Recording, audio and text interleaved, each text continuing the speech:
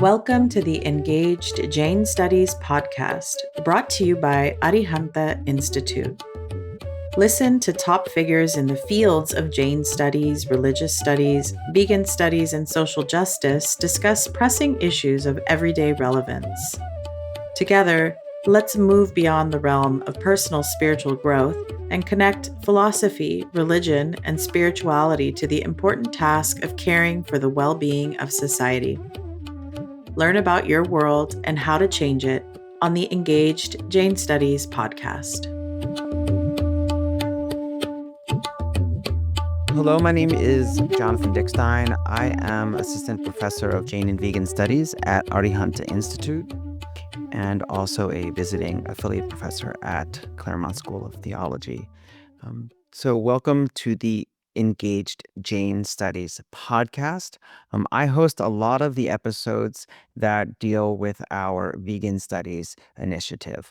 A lot of the episodes that we have are audio only, but once in a while, I host these special live versions, which are really exciting. We get to do video versions that will be available later as a recording, but also they're live in the sense that we dedicate time at the end of the discussion between myself and my guest to open it up for some Q&A from the audience. And as I'll remind you at a few times, you will be able to drop those questions in the Q&A box, and I will convey them to our guest.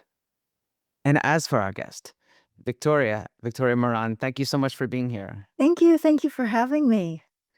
Great. And while we'll spend a lot of time, a lot of this episode, Vegan Then and Now, with Victoria, about kind of her path and her history in veganism, I do want to at least highlight that Victoria is an acclaimed and well-renowned speaker and author, and has made appearances on so many news outlets like for decades. And so it's very much a privilege for me to have someone with such a wealth of experience, both thinking and writing about these issues, but also in the public eye. And I say that because Victoria has been vegetarian since the 60s, I believe was vegan in the 1980s.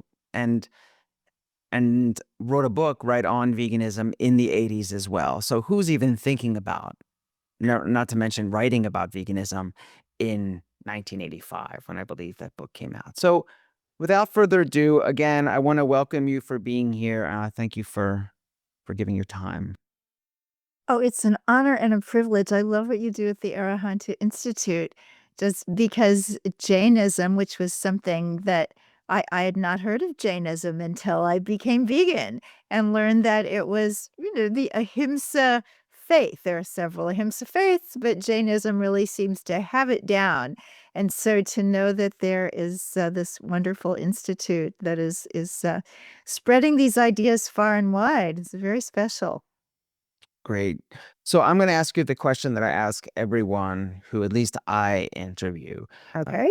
And that question is, I think a lot of podcasts that talk about vegetarianism and veganism, they ask for kind of the vegan story. When did you become vegan? Or when did you become vegetarian? And while I'm interested in that, I think what interests me more for my guests is asking them, how and when did you first get radicalized for animals? And what I mean by that is, how and when did you first realize that we as a society regard and treat animals in a fundamentally problematic, if not simply unjust way? I think long before I became vegetarian, because even as a child, and I was fortunate that because both my parents worked in the days before daycare, and I had this nanny who was really quite spectacular. She told me about vegetarians when I was 5, even though she wasn't one herself. But we rescued animals and tried to anyway.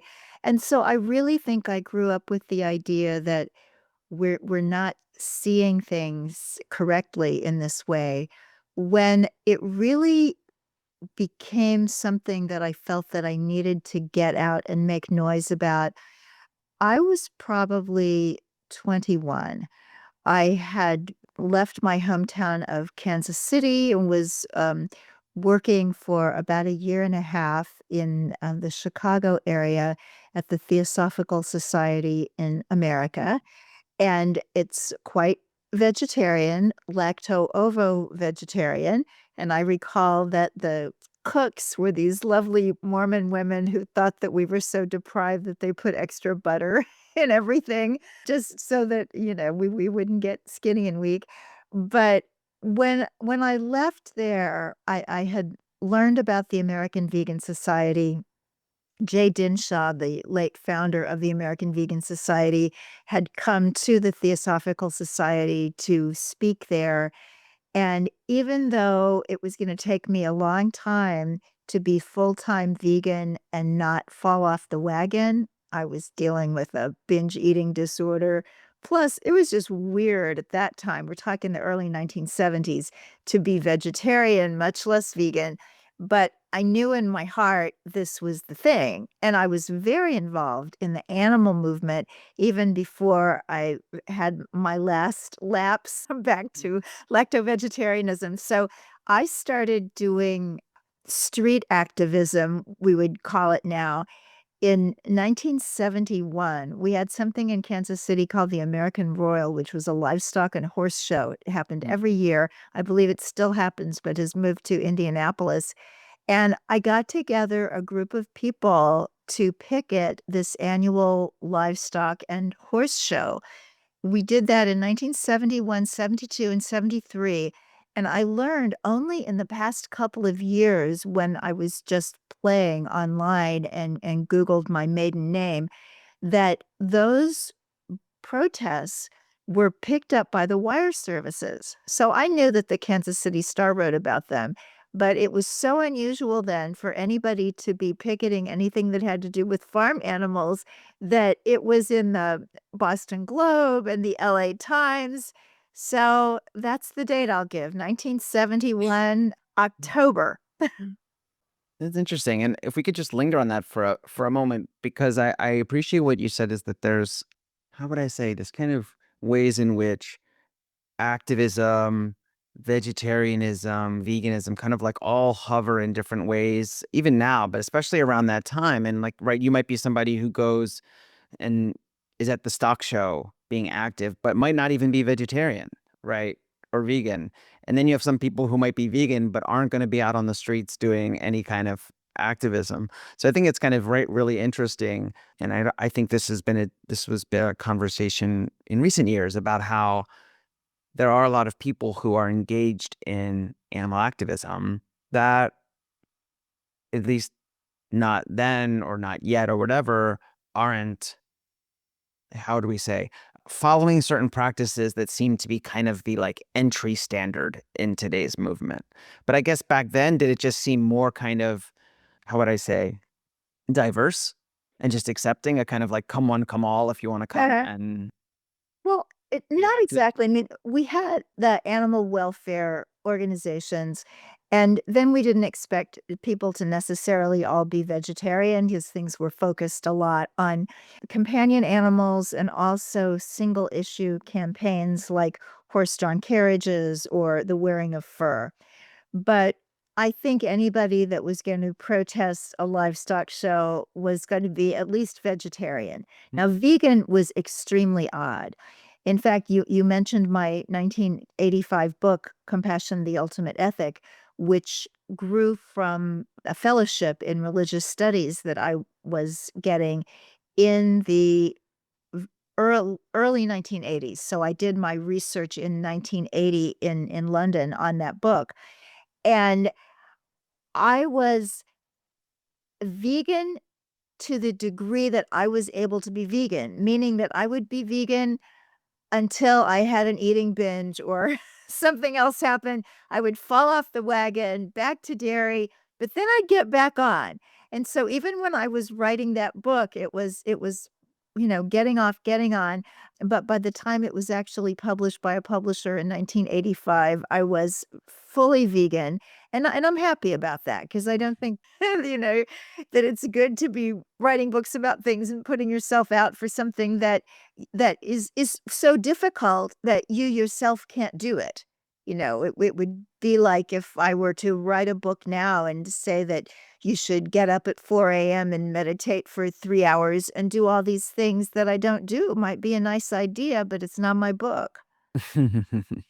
No, I think that's true. I think there's also sometimes maybe a space in between, right? Because this isn't what I want to focus on now, but also maybe you are someone who 80% of the time gets up at 4 a.m. in the morning and meditates for 3 hours, but 20% of the time struggles with it and doesn't do it.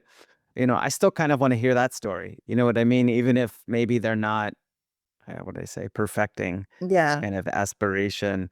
I kind of want to hear that story too, right? Because that's an interesting story. Oh, go ahead. Everybody says, "Oh, I wish I'd gone vegan sooner." Well, we all wish we'd gone vegan sooner. We could have saved more animals. And yet, for those of us who didn't do it overnight, the people who have trouble, the people who kind of go back and forth. I was talking with Dr. Neil Barnard of Physicians Committee for Responsible Medicine and lamenting vegan recidivism. And he said, you know that the statistics for people who stop smoking cigarettes is that they try 9 times. And I like that because if it takes somebody 9 tries to wind up fully vegan forever, that's good. Yeah, not to mention the people who are smoking and quitting smoking, there's even a social stigma against smoking, and they still, right, and they still kind of go back to it. And when we're talking about veganism, there is no social stigma. Actually, if I think anything, there is. no. I mean, it's the opposite stigma. That's what I'm saying. Is that to be non-vegan is encouraged. I see. And You're what I'm right, saying is you're to right. be a non-smoker is encouraged, That's but right, to that's smoke right. isn't. I'm saying despite the stigma, Yeah, they go back to it 9 times. right. Imagine what it's like if we lived in a society that promoted smoking, Yeah. right? I Yeah, think that's kind of more where we're at. I think you're absolutely right. And, it's funny, it depends on what subculture you're in, what is celebrated and what isn't. So I think on any of these moral decisions, it really has to be very personal, regardless of where I am. If in certain settings, the bar is, well, the good people are the vegans who completely avoid honey or this kind of thing. But in other settings, it's like being vegan is weird. So if you're committed, you're going to be committed in both settings Yeah. and all the others. So let's take a step back because now we're kind of talking about things that are happening much more, or happening now. So Yes. what I'm really curious about, and that's why I really, when we started talking about this podcast, was Yes. what I was most interested in is I think a lot of people are somewhat unaware of what the cultural landscape was like in the 1960s, in the 1970s. And we can go beyond that, 80s and 90s and so on. I tell people that, I didn't meet a vegetarian until almost 2000, in college. I had never met a vegetarian prior to that. So could you just speak about what it was like and what it felt like early on? Sure. So I grew up in Kansas City, Missouri, which is known for steak and barbecue.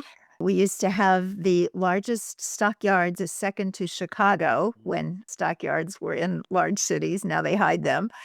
And yet I heard about vegetarians when I was 5 years old from my nanny because she was in Unity. So Unity is a progressive Christian movement that was founded in the 1890s by very committed vegetarians, Charles and Myrtle Fillmore. They were so vegetarian. Now, we didn't have vegans then. Nobody was using that word, and people were pretty much giving eggs and dairy a pass, but they printed their Bibles on faux leather in the 1890s. Oh, Who wow. knew such a thing existed?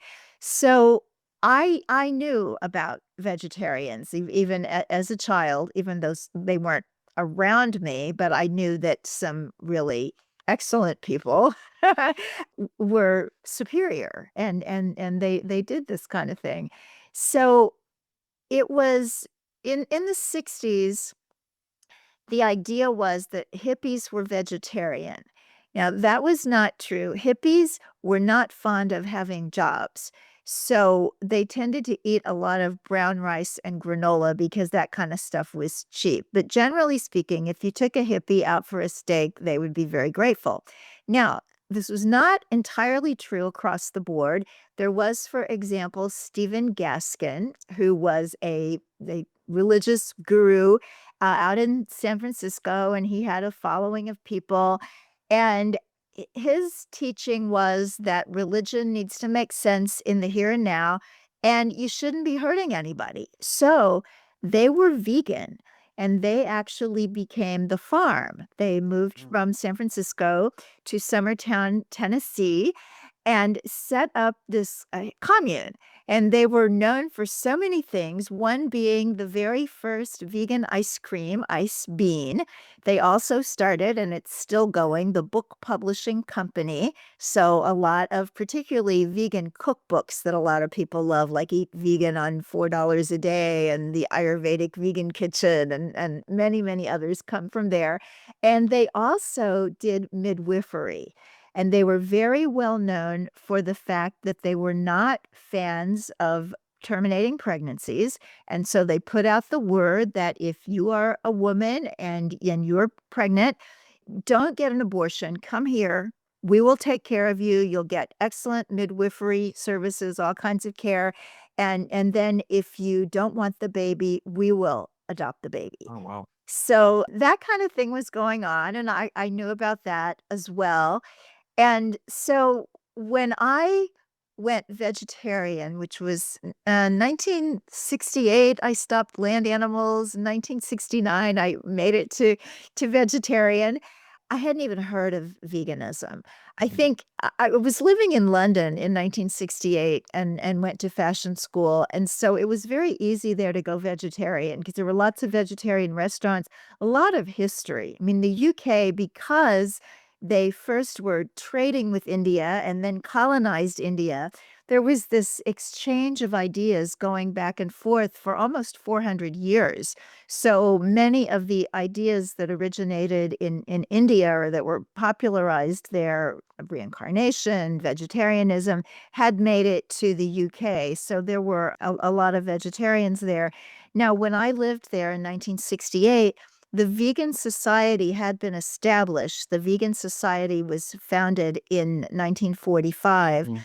Donald Watson, the prior year, had come up with the term vegan, and they thought of themselves as non-dairy vegetarians. Those early vegans were all part of the Vegetarian Society, which had been founded in, I believe, 1825, a long time ago. So when I heard about veganism and the American Vegan Society, that was profound for me because this was 1970, and the whole kind of, anti-war movement and the flower power and all that had been around for a couple of years. So there was definitely a counterculture. There were people speaking out for the rights of all kinds of minorities. And it resonated, even though in a practical way, it seemed way too difficult for me to manage consistently, but I knew it was the right thing to do. Now, they had founded Jay Dinshaw and then his wife Freya, who had been his pen pal. She came over from the UK to meet him, and she stayed, and they got married. So he founded the American Vegan Society in 1960. And I always say to people, what you need to understand about 1960 is it was still the 50s. In fact, it was the 50s at least until 1964 when the Beatles were on Ed Sullivan. That was really when the 60s started. So the idea that this man would have the idea that the US needed a vegan society when Eisenhower was president, when things were just very much, everybody was in lockstep, and other than the beatniks and, we had Allen Ginsberg writing poems and Jack Kerouac, but this was very much, edgy people that Jay thought we needed a vegan society was so far-sighted.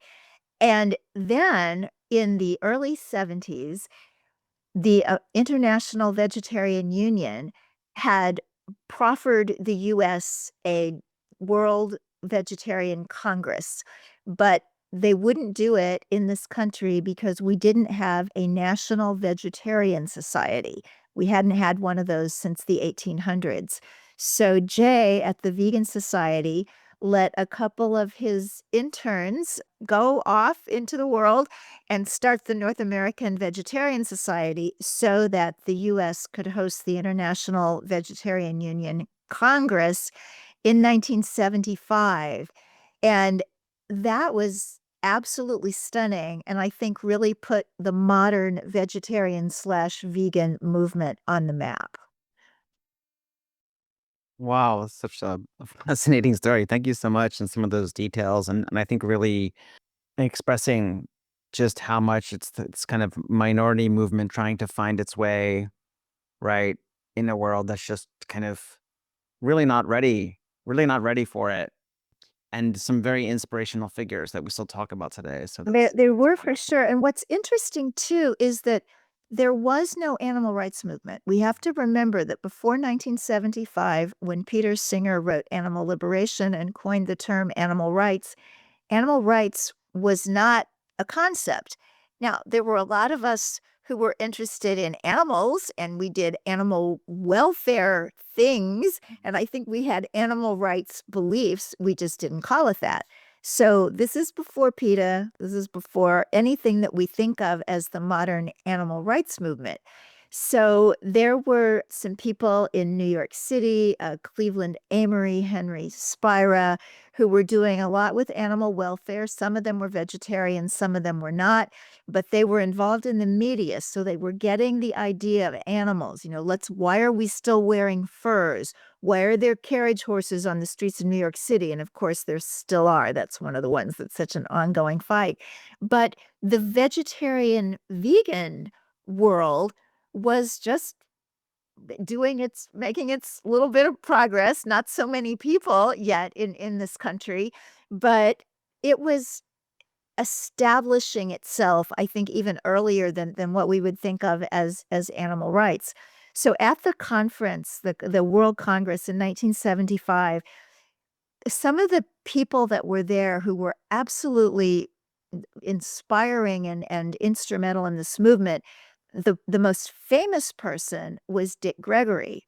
Now, Dick Gregory was a comedian, and he was very popular in the 1960s.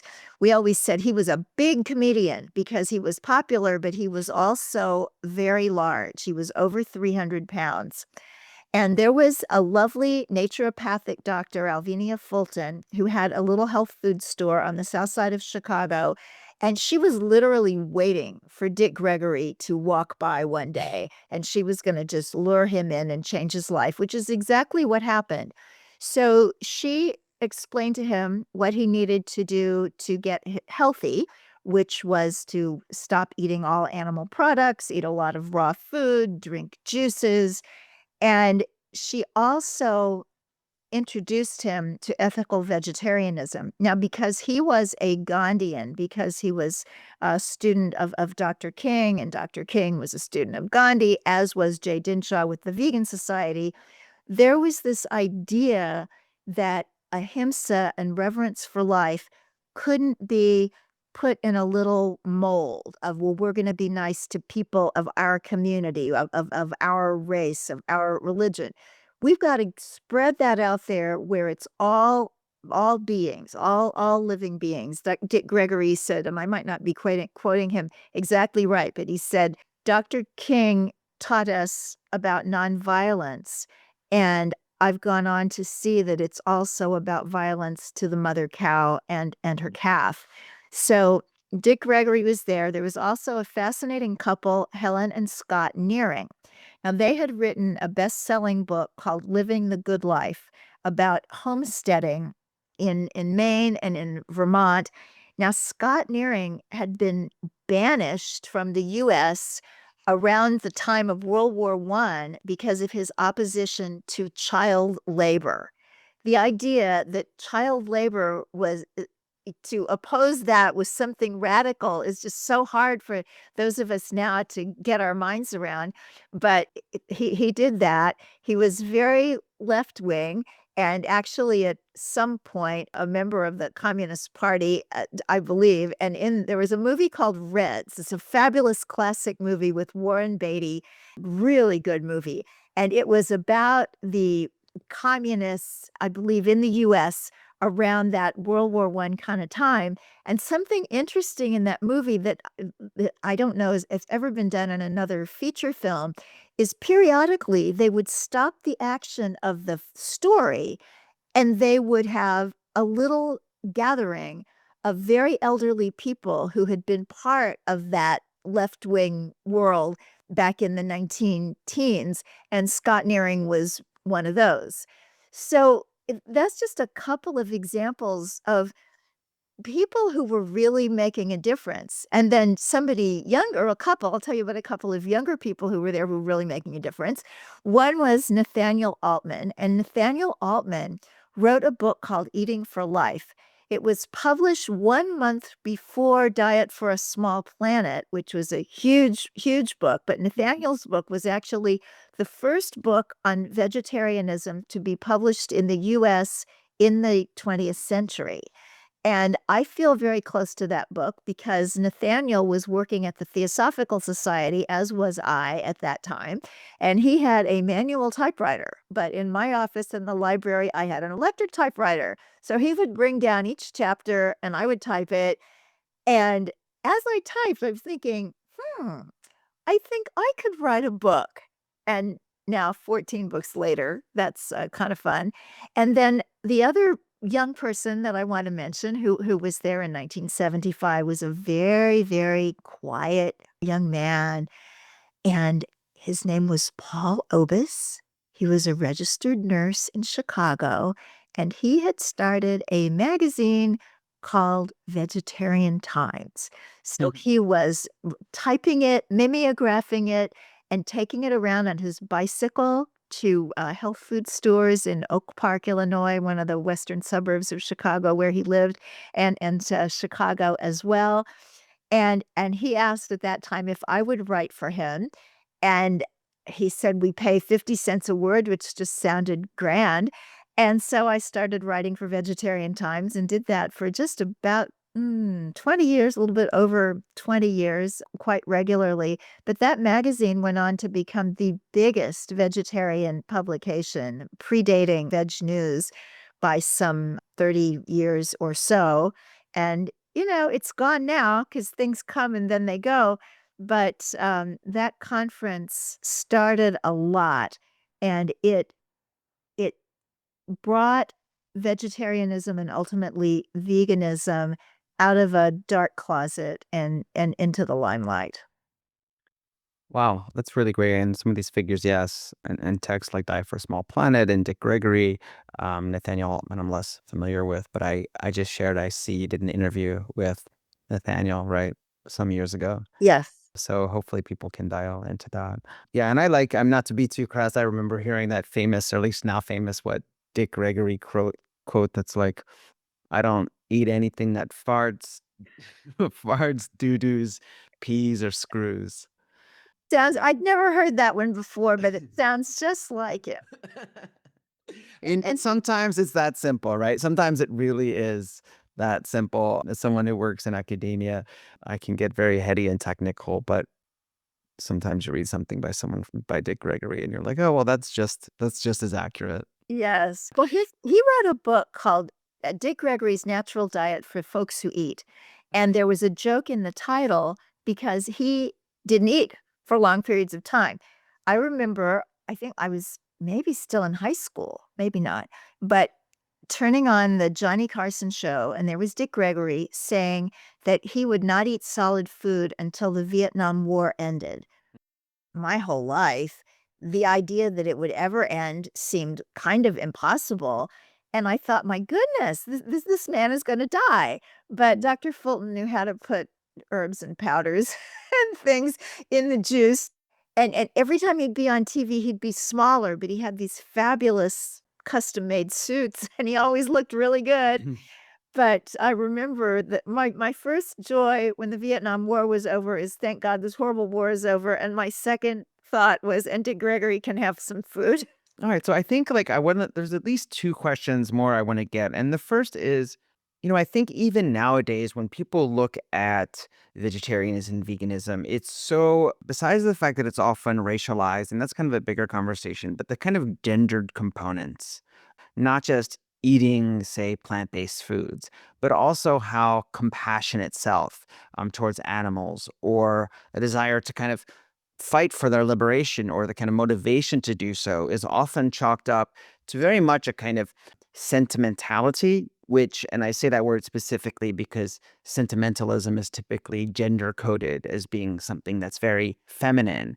And the code with that would be like weak, right? It's that there's all these tender-hearted, hysterical women, right? The trope of the hysterical woman, the sentimental woman who is kind of overreacting. And I just say that as kind of a general preface to, I'm curious if that's present now. We see that even present now in discussions. What was it like for you early on, being in a smaller minority of, say, animal activists or vegans and vegetarians, and also having to do so as a woman? Then, as now, there were more women in the movement than men, and then, and not so much now, the men tended to be in charge of things. That Surprise, is surprise. changing. I The only thing that I really noticed in that context was that if you were a vegan woman willing to do food demos, you never did anything else. And so I knew that I wanted to get out there, I wanted to talk about ideas, and so I never got into being very good with food because that was just the way it was. But otherwise, I never thought much about gender in terms of the animal rights movement, because in when we look at animal abuse, farmed animal abuse in particular, both genders are so exploited for their sexuality. I mean, we have the killing of the baby boy chickens, and, the impregnation of the mother cow, and separation from the baby, and all these awful things. And so, to me, if one values humans in having choice and freedom in their gender expression and their sexuality, we really need to extend that to animals. Yes, I mean, I think this is obviously a key point, is that typically when we think about these, or as Carol Adams used to say, these feminized protein industries, such as the egg and dairy industries, in a sense, right, it makes sense. The individual who's directly extracted from is typically a kind of female sexed organism, but there's so much exploitation that's happening, right, to make that happen. Obviously, in the dairy industry, when it comes to kind of this kind of coerced ejaculation from male bovines, but then also, right, this massive death of male chicks in the egg industry. So it's very interesting how these are often, right, elided, and it's hard not to think that they are often omitted, because it would make a lot of men who eat meat or eat animal products feel uncomfortable that this is kind of part and parcel of the industry, right? I think the kind of male bravado, or classical male bravado, is fine with the killing. It's fine with the killing, right? This is what strong, non-sentimental people do. They accept killing and they engage in the killing of animals. But when we start talking about the sexual violence that takes place and the reproductive violence takes place, I think it's much harder for individuals to kind of reconcile that. But on the other side, it's interesting what you say, that you didn't, I guess, you said a little bit, right? If you were a woman who started to engage in cooking, then you were someone who was just the kind of cook vegan, and that's what you would be booked as. And I really appreciate what you said, is that, like, you never really got good at cooking, because people do expect that if you're vegan, somehow you know a lot about food.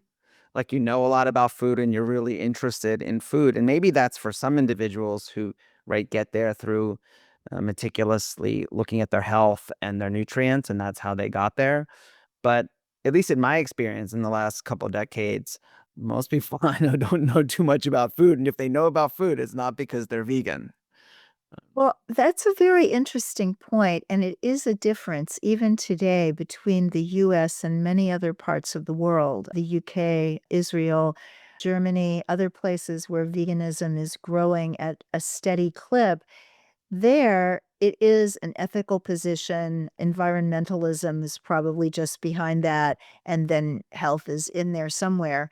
In this country, if you say you're vegan, you're gonna probably get a response like, "My sister's gluten-free," or, "I used to be vegan, but then I felt weak and now I'm carnivore and, the world is beautiful."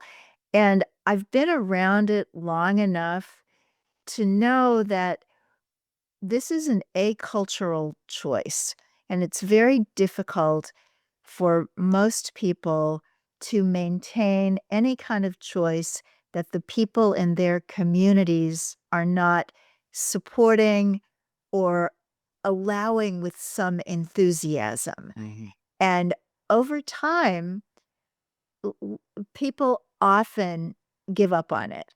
So I think it's really important for us as vegans to see ourselves as living in line with the highest light we have. That comes from Peace Pilgrim, who was a wonderful vegan activist from that era too. She walked around fasting until given food, being outside until given shelter, and talking about how we won't have world peace until we get inner peace.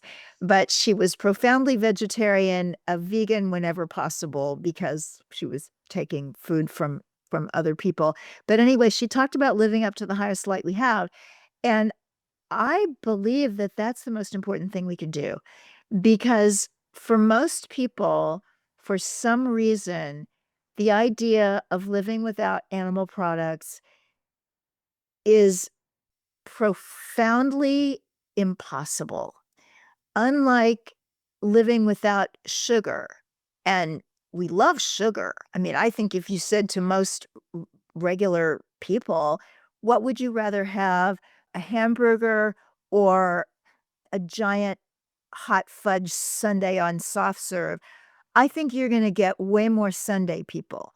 And yet, when push comes to shove, if somebody had to make a conviction, no animal products or no sugar, they'd tough it out with the sugar because there's just something visceral and and evolutionary, perhaps, about our reliance on animal products. And so I think that for us as vegans to really make a difference, we need to be in touch with the highest and best that's in us. We need to eat well and, unfortunately, be as healthy as we can. There's no guarantees that anybody is gonna be healthy forever regardless of their diet, and yet people are looking to us. So, we wanna kinda be on a little bit of the straight and narrow perhaps that way, just knowing that people are looking at us, and and then just shining our light. I did a blog post not long ago that called 13 million points of light because one study suggested that there are 13 million vegans in America. I never know if these polls are correct or not. But, if we can do that, I think we can go far towards opening other people's hearts and minds because you just never know what's going to reach somebody. That brings me to maybe one more question. And then if folks who are here want to ask questions, they can. I mean, I clearly could ask more questions on so many things I'm curious about. But it seems to me that in your writings and kind of over the, maybe it's gradually over the years, but it seems to be a theme, is connecting veganism as you understand it to spirituality.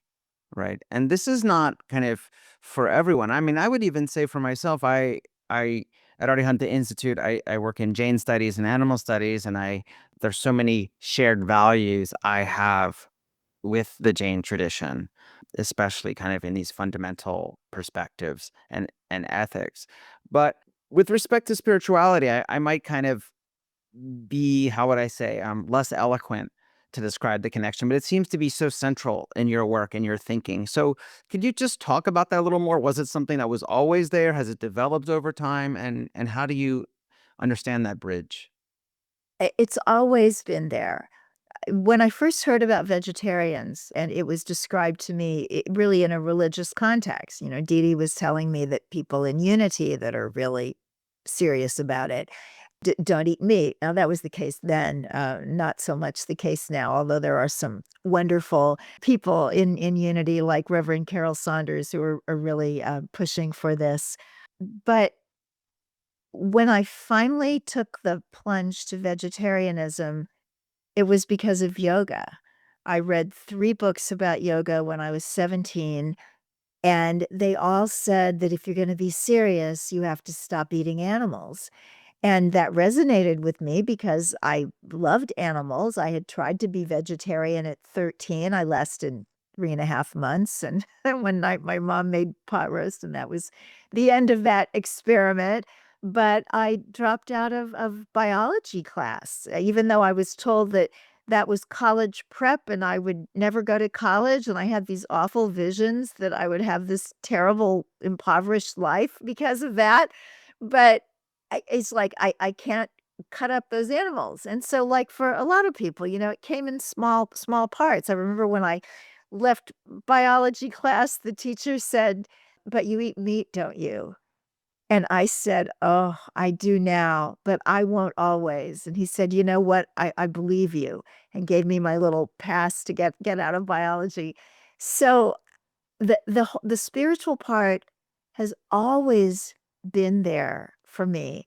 I think that some of the images, Jesus holding the lamb. I mean, it was Jesus holding a lamb, not slitting the throat of the lamb. And I've always been fascinated by the big picture, why we're here, and all of that.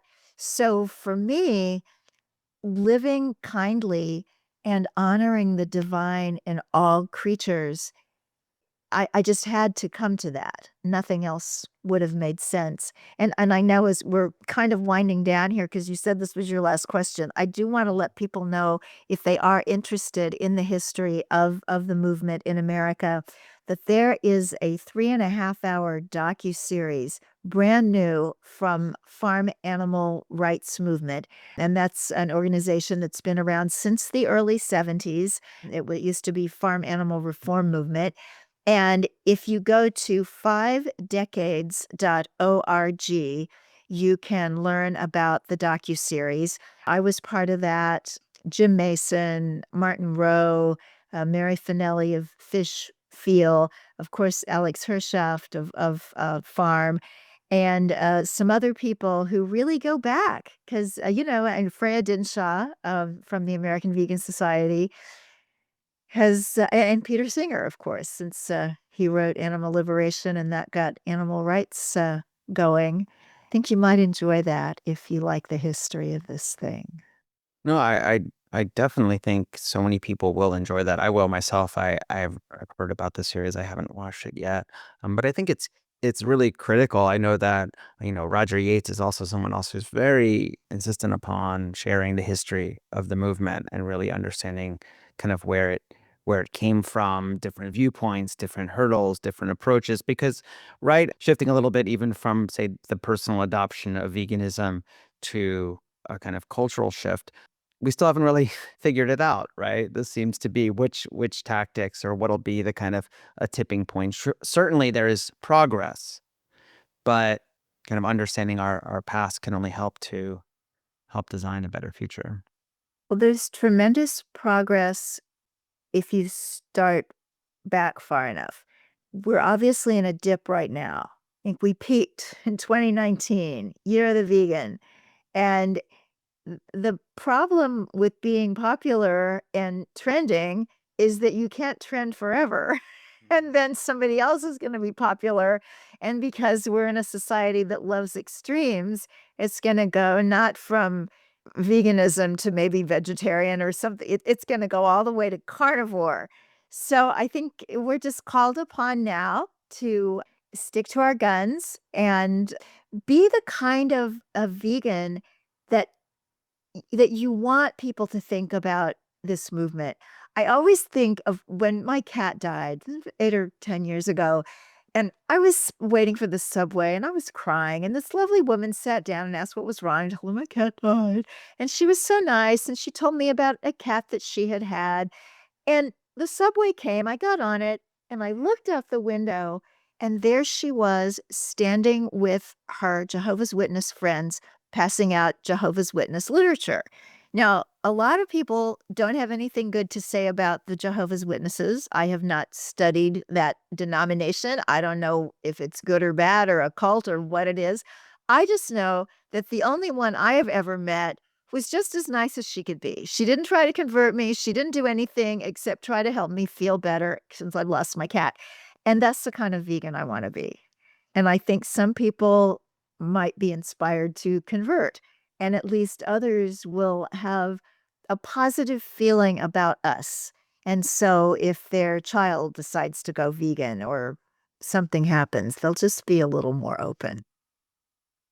And I think that's inspirational. This is for a much longer, conversation, I think, and I talk about this a lot, is the resistance that we see both on the individual level and the societal level, and what that says about our fundamental relationship with animals.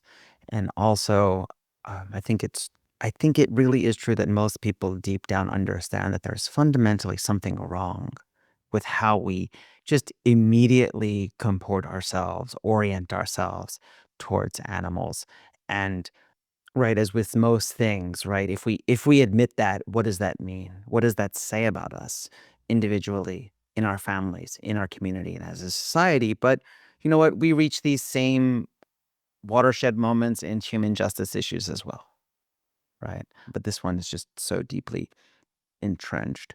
So I think lastly, well, I mean, you can speak to that, but lastly, I just do want to make sure you have a few minutes to share with everyone, if they want to find you and find your work, where would you direct them? Because you have so much work over so many years. So it's kind of like if someone's like, yeah, but I want to know what Victoria's thinking about now. I want to see where I can kind of find what's filtered through after all these years and where she is and what she's thinking about. So definitely that. But if there is something from years ago that you also think people could really learn from, please share that as well. Okay. Well, mainstreetvegan.com is where I have been hanging out for a very long time. I wrote the book Main Street Vegan. It was published in 2012. And if there's time for a little story, I do believe that we are in the age of the vegan miracle, for lack of a better phrase. I think that it's just time for the animals to get their due. And I think sometimes remarkable things happen for those of us who are trying to bring this about. So I was working on the book Main Street Vegan. And when we got a publisher, Penguin Random House, I talked to my editor the first time. She said, "Oh, we're so happy to have you, so happy to have the book. We hate Main Street. You have to call it something else." So walking up Broadway, my husband and I ran into someone so famous you can recognize him from the back. And that was Michael Moore, Hmm. filmmaker. And after I gave my card to the woman who was with him because he'd liked one of my earlier books and wrote about it in Oprah's magazine. So he came up Broadway saying, "We need to talk, we need to talk." Anyway, in one of these subsequent talks, because we did start talking after that about food, I mentioned this book is supposed to be called Main Street Vegan. The publisher hates it. And he said, "She's wrong. Let me talk to her." So there was a three-way call between my editor, an Academy Award winner, and me. And he convinced her, she convinced the higher-ups. And once I knew that Main Street Vegan was going to be the book, all these other things started to pop. There ought to be a Main Street Vegan podcast, which there has been and continues to be for the past 13 years. There ought to be Main Street Vegan Productions. And we were lead producer for the 2019 documentary, A Prayer for Compassion, about food choices and spirituality. And we are now working on a feature film, Miss Liberty, created by my husband, Reverend William Melton, and I'm the co-writer. And trying to produce a feature film is probably the most difficult thing on earth. I mean, I haven't tried to climb Mount Everest blindfolded. That might be equal, but it's tough. But anyway, that's what's going on the production side. And then Main Street Vegan Academy. We've been training vegan lifestyle coaches and educators every year since 2012. It's live on Zoom. And this year we're going to be having a New York City experience optionally for people who want to come and do some in-person as well as the Zoom course. So all that is at mainstreetvegan.com. I do have an author website, victoriamoran.com, which is just about books. We did that because my most recent book, Age Like a Yogi, is in this platform where I don't have a platform. I've been doing yoga since 1968, but I don't do it on Instagram. So we came up with the author website if you're into books and want to see that. And otherwise, I'm just around and about on social media. Instagram is Victoria Moran Author. YouTube is Victoria Moran Vegan. And it would be lovely to know that we're connected. Well, thank you so much. This has really been a pleasure. And honestly, if we had 3 hours, I would just like ask so many little details because I think, so much of like the warmth and the intrigue in these stories are these like little moments, like that situation you just described with Michael Moore. And I'm sure you have some from the 80s and 90s as well. But that's all we can do for today. I do want to tell our audience that this recording will be available both as a video and audio at the Engaged Jain Studies podcast. And I really encourage everyone to just stay tuned, not just for the podcasts that I host about our vegan studies initiative and kind of veganism adjacent related issues, but also all of the other podcasts we really do with some wonderful guests from academics to scientists to activists to authors, filmmakers, and so on. So I really encourage everyone to stay attuned to those offerings. And lastly, most importantly, I just really want to say thank you so much, Victoria, for being here. I think you really are such an inspiration for people who are in whatever the vegan movement is or whatever the animal movement is, who think they've been in it a long time and they've been in it for 5 years or 10 years, but you really have this broad vision and a kind of tenderness, patience, but also resolve that I think is really helpful for anyone getting involved at the current time. So thank you so much for being here. Oh, you're very kind to have me, and thank you so much. All right. Thank you all so much, and we will see you next time on the Engaged Jain Studies podcast. Bye. Thank you for listening to the Engaged Jain Studies podcast, brought to you by Arihanta Institute, an IRC 501c3 nonprofit California corporation. If you enjoyed this episode, please subscribe, leave us a review on your favorite podcast platform, or better yet, tell a friend and share it with a colleague. At Arihanta Institute, we bridge ancient wisdom with contemporary living through accessible, self-paced online courses, free events, and a first-of-its-kind Master of Arts program in Engaged Jain Studies. Visit arihantainstitute.org to learn how our curriculum spanning Jain philosophy, social justice, veganism, environmental studies, and more can enrich your understanding of timeless principles in today's context. Jai Jinendra.